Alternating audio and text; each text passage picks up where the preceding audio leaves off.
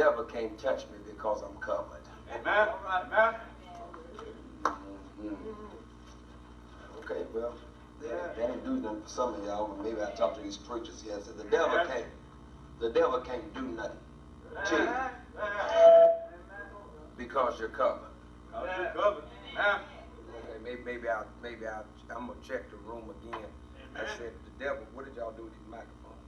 The devil can't do nothing to you because you're covered. Say just holler, I'm covered. I'm covered. Maybe you don't really believe it, but let's try it again. Say I'm covered. I'm covered. Amen. There we are. I'm covered. Be seated. About 15 years ago, we were coming home we were going from Baton Rouge back to Natchez, Mississippi. And my stepfather, veered off the highway because a semi-truck had run us off the highway.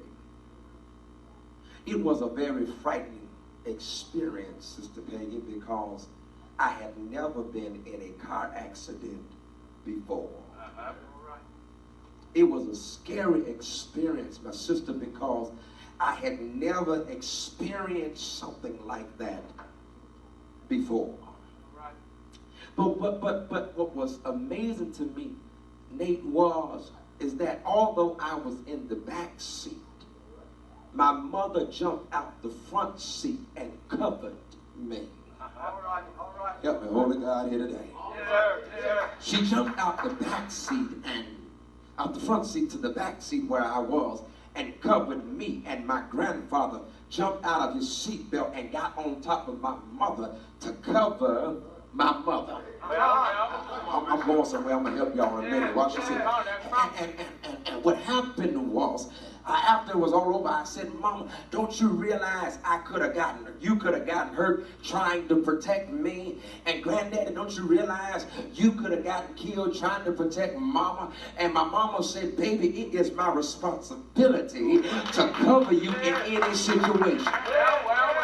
And my granddaddy said, it is my responsibility to cover all y'all in any situation. Okay, y'all still ain't catching here. But what I'm trying to tell you is that the reason you are here today is because God had his hand on you and he decided that whatever the situation was, he was going to covered. I wish I could put it like I feel it. I came to talk to some folk today that know without a shadow of a doubt that you are covered by the blood of the Lamb. Have I got a church here today? Yeah. I came to talk to somebody who in here who knows your issues in life should have consumed you, but you're here today only because you're covered. I'm talking to a single mother here today that's got more money than you got money, yet your children are still fresh to death and you got a roof over your head.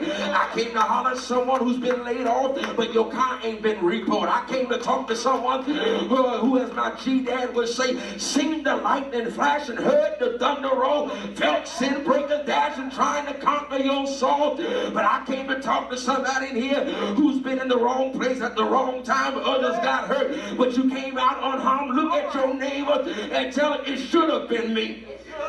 It could have been me, but if it wasn't for the blood, somebody say the blood, somebody holler the blood again, somebody say the blood. Is there anybody here today under the sound of my voice? You don't deserve to be here today. You don't deserve to have the things you have. You don't deserve to live the places you live. Matter of fact, you don't deserve to even still be living today.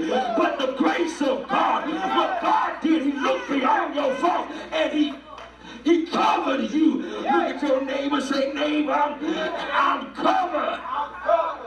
Yeah, I know you got education, but maybe it was the blood that allowed you to wake up this morning, put one foot in front of the other. And someone in here ought to take a quick praise break in here and thank God that the blood will never, ever lose its power. I wish I had a church here today. I said it won't ever lose its power. Yeah, you're going to get weak every now and then. Yeah, as the older you get, your body going to start to decay. Your eyes going to get a little dim. But thank God that even when you get weak, that's the blood still will give you strength. Somebody holler the blood. The blood gives me strength from day to day. Y'all know the song, it will never lose its power. Your problem ain't so high that the blood can't get to it. The song said because it reaches to the highest mountain. Don't ever think life can get you so far down, because it flows to the lowest valley. Look at your neighbor and tell your neighbor, tell them I'm thankful for the blood. The first part here is that the blood covers you. Y'all come somebody give me a little more volume in there, because I ain't got no monitor and I'm about to kill myself. Watch this here. Exodus 12:21-23. Moses told the leaders to slaughter the lamb their families had for Passover. Well, all of the houses, thank you, were to be stained with the blood. Come on now, come on. They were to be stained with the blood. With the blood. And the lamb that was killed was a sacrificial lamb. And the one thing I want to ask you is what will you sacrifice for God? Help me preach it here today. Look at your neighbor and say, will you sacrifice? Look at somebody else and say, will you sacrifice? What the question here? What will you sacrifice for the Lord? Yeah. So the houses were to be stained with the blood, and at night the angel of the Lord would pass over the house that had blood over the doorstep, and the destroyer killed the firstborn of the house. But guess what? The only way the destroyer can kill anything in the house is if the house didn't have no blood on it. Help me, Holy God, here today. The only way, Sister Peggy, it could kill anything in the house is if the house did not have any blood on it. The reason you're still here is because somebody prayed for you, had you on their mind, took the, help me, Holy God, here today, took the time to pray for you, and guess what? You really didn't realize it, but the death angel couldn't come knock at your crib, couldn't steal your joy, couldn't steal your peace, because you had to